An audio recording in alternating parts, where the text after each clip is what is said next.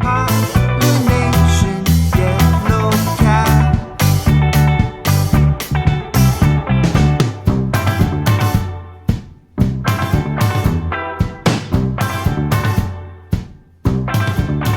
Alright, so I've recorded this, but the sound was off, so here I am audioly. I'm making up words now, trying to tell you what's going on. So, ink, plates, there's a bench hook, there's a magazine.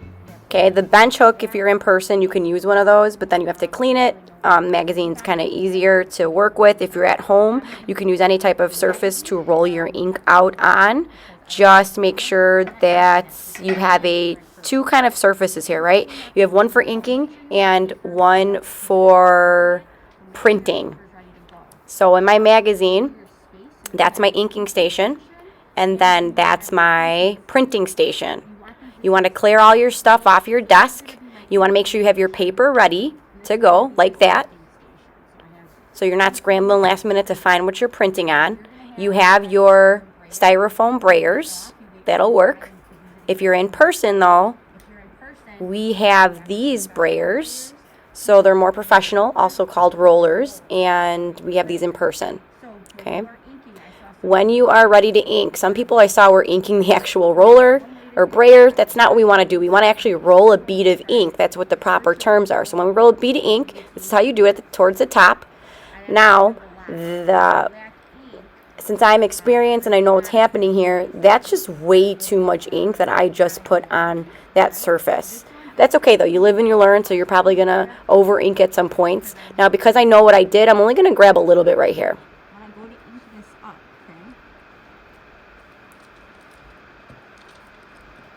Okay.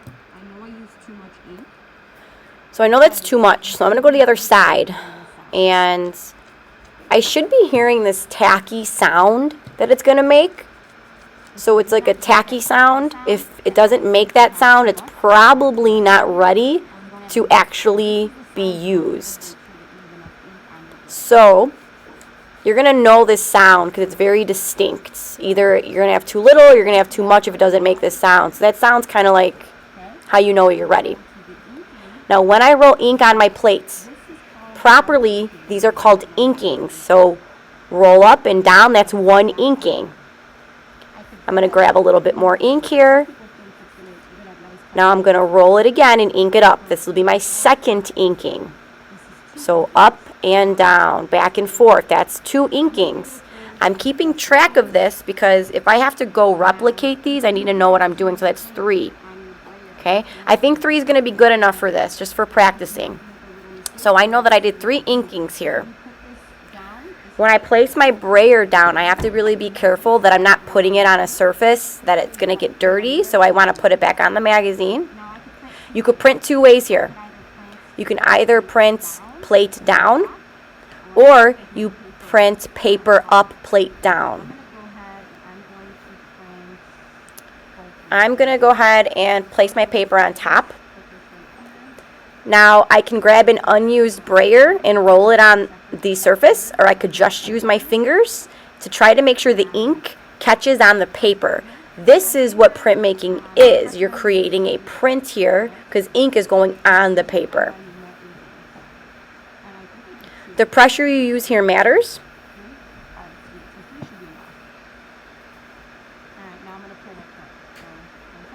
And when I pull my print, voila, there it is. That's a pretty decent print. I do have some white spots that I would like to fill in. So I know I did 3 inkings. I'm going to go for 4 now. Okay? And also, what do you see here? Are the words backwards? Yes, they are. But are they backwards when I printed them? No, they're not. So when you carve, you have to carve letters backwards because it will print the opposite. That's what printmaking gets tricky like that, because you are looking at a surface and it's one way, and then you print it and it's completely opposite. So some people freak out about that, but with letters, you can't carve them correctly the way you see them. They have to be backwards, and you could do that with tracing paper. It's really easy fix. So I know I'm doing 4 inkings here. So that was 1, 2, 3. 4. Now I'm also going to print it a little differently. I'm going to put my plate on the paper this time. So you can practice printing in these variety of different ways. You might develop a stronger connection to one way of printing. I personally like putting my paper on top of my plates. I think it always turns out better. So now I'm going to pull my plate off my prints. And if you see it, I went to 4 inkings there and it filled in. I have to make these mistakes though in order to know the correct way to print. So I want to remember when I go to make an addition of what worked. So I know 3 inkings worked, and I know that 4 inkings did not work, but also the way I printed them was very different. So I can always try printing plate down with 3 inkings and see if it turns out better for me. You will all get different results because you have different ways to apply the ink. You have different ways to pressurize what you're using and how you're printing. Now when you're done, all you have to simply do is clean off your linoleum just with water, run it under the sink. You could use a sponge to really get it all off, and also you clean the brayer. Disposing of the ink is really easy too. Just rip it out and then throw it away. It's that easy. Or you can close the magazine totally and not worry about throwing out the paper. You'll put everything back where you found it, and please clean your tools properly.